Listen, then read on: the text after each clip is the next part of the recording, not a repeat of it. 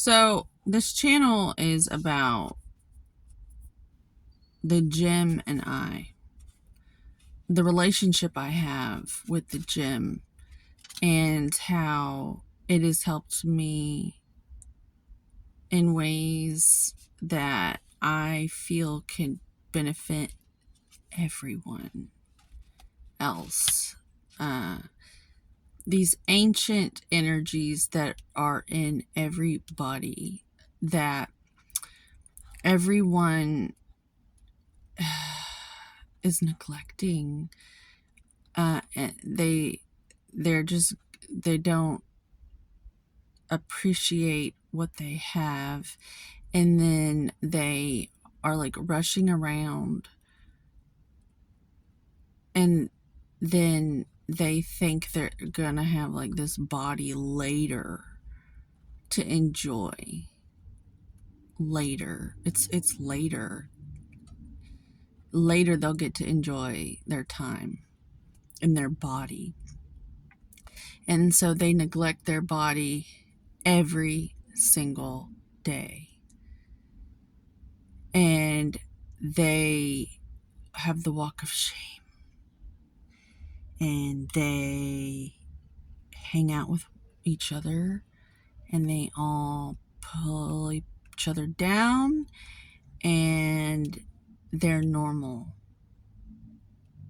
And then they come up with terms like narcissist and arrogance for anyone who doesn't do that. And there are very and really the toxic, literally the sick talkers, the toxic, the people who gossip and slander and put everybody down behind each other's backs are the ones I'm talking about, and they are the real narcissist. This is what I believe in. Animal medicine. Animals are here as our teachers to help rebalance us and help us remember how to come into alignment again. Each and every animal or thing, each and every thing, plants, animals, elements, they all have a medicine, a wisdom about them. And in our world, sometimes we just get so busy and we just totally abandon our own bodies, and they're literally the only reason we're able to even be tethered to this plane of existence is our bodies. Like, they're pretty important. And for me, there's nothing else that I think I want to practice every day. Kind of like a Shaolin monk or any sort of ancient teaching, they have these practices that they do every single day. And I would love to be able to live in a temple. I think maybe perhaps I don't know. I just resonate with it. However, I am a true warrior, and I have to figure out how to survive in extreme environments, which cleverly, it looks like we've all made it. It looks like we have all our needs met, and it's just so easy, and how dare you complain? However, I happen to know that there's lots of work that needs to be done, and it's more about stripping away the layers of what we think we know and emptying our cup so that the spirit can fill it back up with clarity. It's more like removing things more than it is than piling more and more on. And so I've given up a lot of things just to be able to do what I'm doing. I go to the gym Because to me, I have to get out of my home to go. The familial situation that I am in, that I've been in, and I think we can all relate, a lot of us today. We are generational curse breakers. We are generational ailment remedies. AIDS, born, answering the call. And then we give feedback to the spirit of the times. And the spirit of the times gives feedback back to us and says, okay, this is what you need to be doing. And then ebb and flow back and forth like a tennis game. Anyway, I'm losing oxygen in my car again. Just when I'm starting to like really get on a good part. I'm going to turn my car on. Now, typically, I will not have my car on because I just love the world so much, and I don't think it's appropriate to have your car on if you're not driving.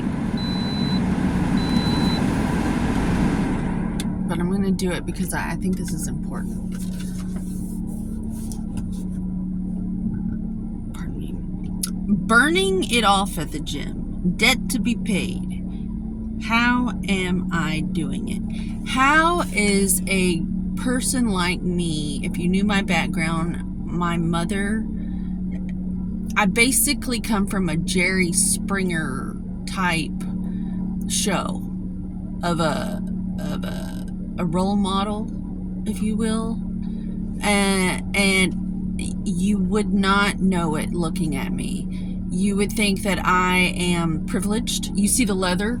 It looks like a nice car. This is a paid-for vehicle, blah, blah, blah. It doesn't matter.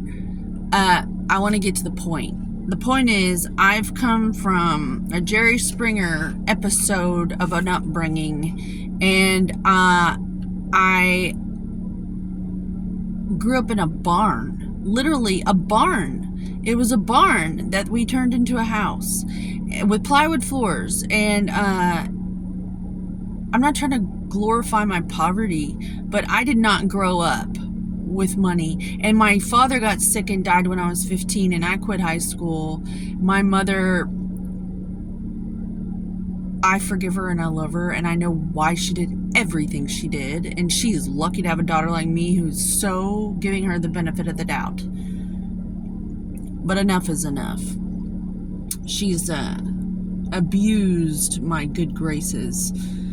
And she's just going to have to deal with what's coming. Whatever it is, I'm not asking for anything to come for her. It's just math. But I have been given pain pills by my family. I've been given pills by my family. Adderall, pain pills. I got a bottle of scotch for my 15th birthday. My mom used to buy me cigarettes when I was 15, 16, 17, 18. I used to smoke pot.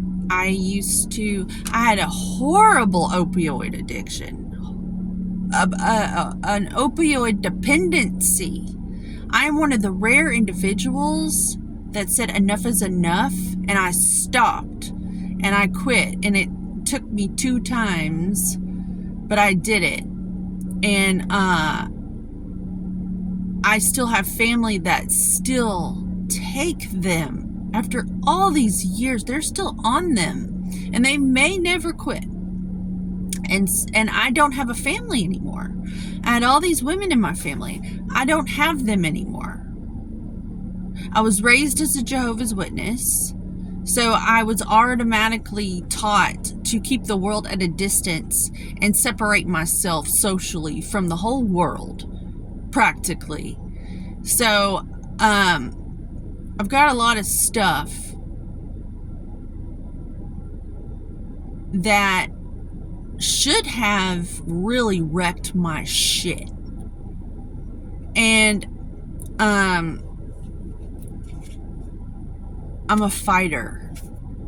My initials are KO. I'm a fighter.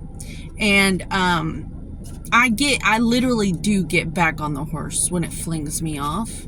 I literally did get ejected from a car and I got up and ran away from the scene. I'm that person. I'm a fucking fighter.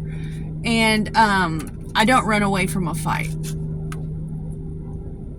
But I also don't bring one to me by continuing bad behavior. And my tone is getting really intense right now. And I am into energy healing, and I apologize for that. I can tone it down a bit. But the point is, how did I survive all this stuff that you don't even know about? Because